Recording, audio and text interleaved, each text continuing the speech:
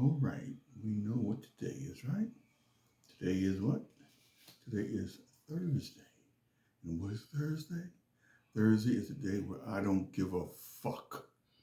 I really don't give a fuck today about the bullshit that's going on. I'm going to tell you all about it. But let's first get into what I don't give a fuck about. I don't give a fuck about seedless food.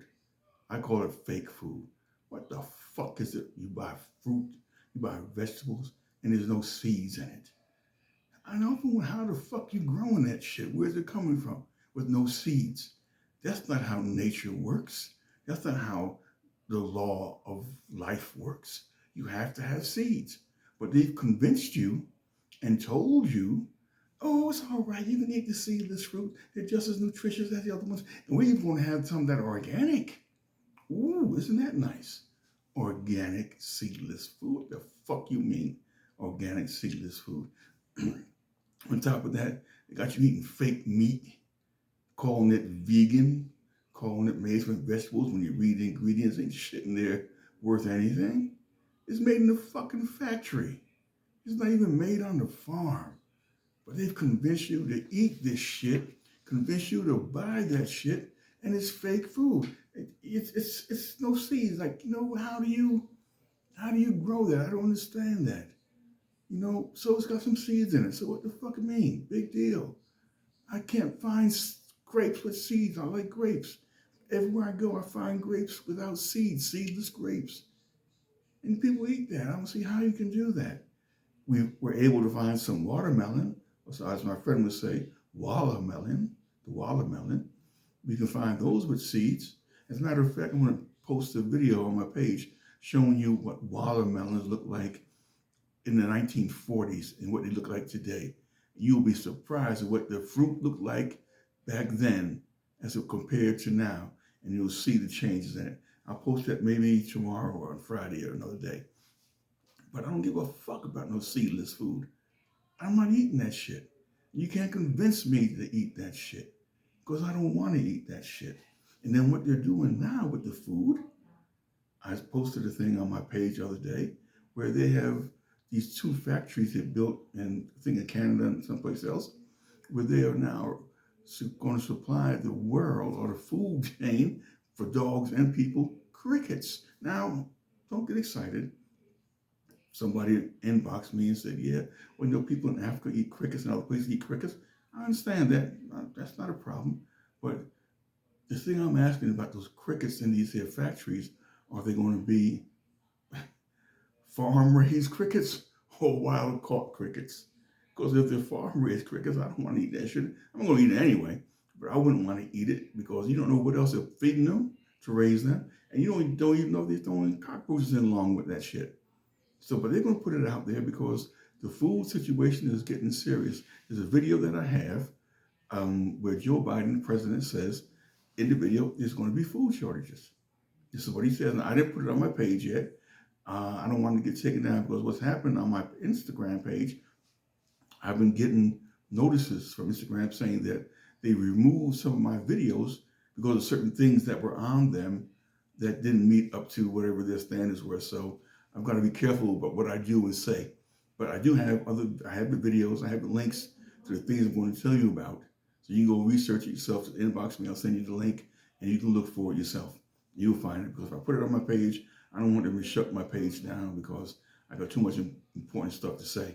All right? So like I said, I don't give a fuck about that, because when you're dealing with the food, the supply chain has been interrupted, meaning that the food that's coming in from the farms or from wherever they're coming from has been interrupted by way of this thing going on with the vaccine and shutting down certain places and shutting down certain things.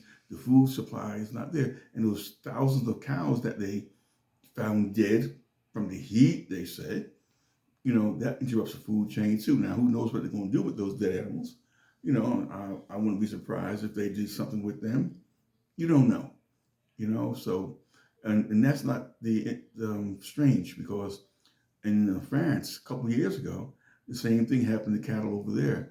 And they were saying that the French people was saying that the microwaves is what killed the cows. Now, I don't know if that's true or not, But that was their claim as to what happened with the cows. Like all of them died all at once, the microwaves. But cows have been in heat forever.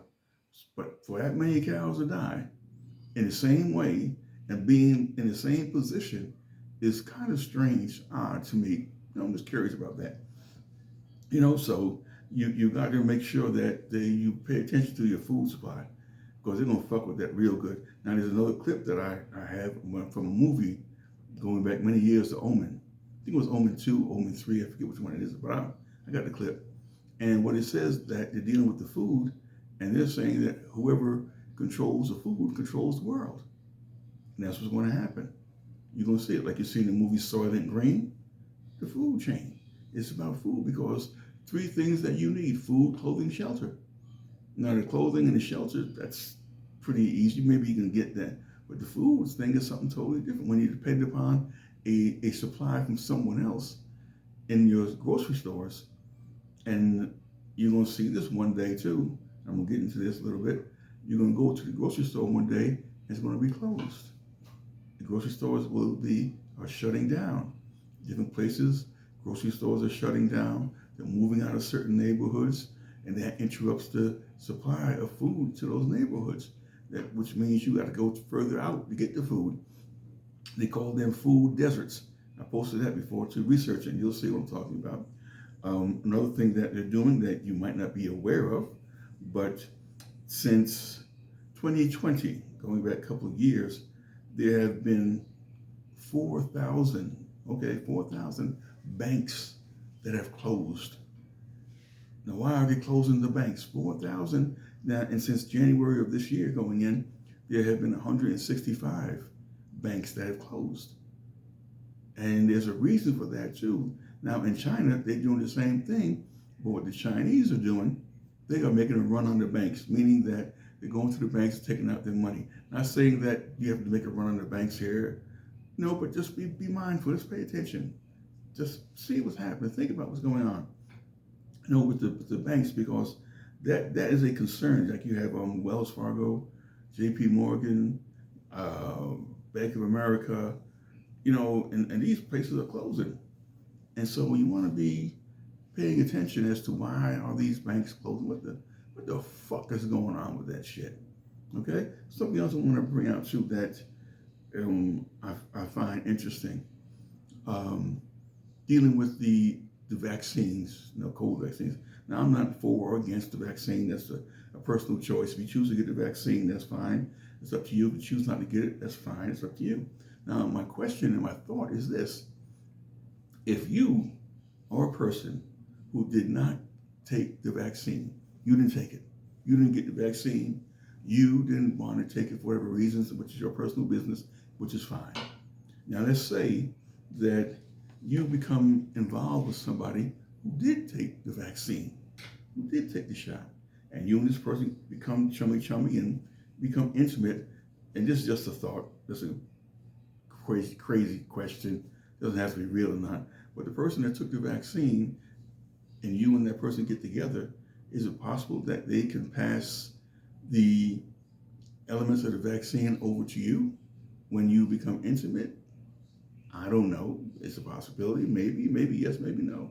But it's a thought. Think about it. Because me personally, if I didn't take the shot and I want to get involved with somebody who did take the shot, for me, that's a deal breaker. Hey, I can't do that. I just can't take that chance. I don't want to take the chance. Because if you have children with that person and you don't know what's going, no, I can't take that chance. That's not something for me. So I would look into that, and see just what are the possibilities if that was going to happen. Another thing I'm going to tell you, the next pandemic coming. It's already here. The pandemic that they want to push out there. It's already here, but not really blown up enough yet. But it's going to be there. And the next pandemic is fear. Fear is going to be the next pandemic. Because when people are afraid, they don't think, they get emotional. They become scared, they become fearful, and they don't know what to do. They can't think because they're afraid. And fear has a tendency of people falling under control of whoever says what they think they want to hear in order to feel comfortable. So they'll say whatever is necessary to control you, to tell you what to do because of the fear factor that's going to be taking place. Now, like another friend of mine inboxed me and said, like, is it possible that they talk about the book of Revelations in their Bible, understandably. They said that we're facing two things it talks about. It talks about pestilence and famine. I said, that's an interesting thought. Pestilence, that COVID, diseases, that's a form of pestilence. And food shortages, that's a famine. So you got to start thinking, saying, there's shit going on that I better start paying attention to. There's shit going on that I need to look into that's going to maybe help me to get through whatever the next shit that they're planning to do. Because it's going to be very possible that they're going to really fuck with the food. Because you see the price of food is going up. You know, the shit's going to, you go to the store one day, it's a price, and then you go the next day, the price has gone up. And a lot of it really is price gouging too. You got to look at the price gouging, things going on, but you have to be mindful. So if you're looking at a food situation, try to get together with other people that eat like you eat and see if you can go to the factories yourself and buy the food at a greater amount at a cheaper price and split it amongst yourselves. That might be able to work for you if you want to do that. You follow that, that's something you might want to do. Also, learn to do what is called intermittent fasting, meaning that you don't need to eat 3 meals a day. That's bullshit. You can live off of 1 meal a day if you really wanted to, or you can live off 2 meals a day. But try to learn at least intermittent fasting, and also during the week, learn to fast maybe 2 days out of the week. That'll help your body, give your body a rest, and help clean out things in your system you don't need, and it will teach you how to discipline yourself in case there is a food problem. You don't have to go crazy and eat up all the food. You can know how to live without having to have a food at a certain time during the day, or whatever have you, and give it to your children if it's necessary. But look into that. Those things are going to be going on. Another thing that they have brought into play, and it's been going on for a while, just to get you acclimated to it. And there's 2 things that I looked up and I found, and one of them is called The Future Human. There's a book several books out about it. Look them up, you'll find them. The Future Human, and Artificial Intelligence, and a Transhuman. Okay, what is those things? Your artificial intelligence are your AI, your computers and stuff. And you look at what's going on now. They've got computers in certain fast food joints that's cooking food for you. A robot. The robot's cooking food for you in certain fast food joints.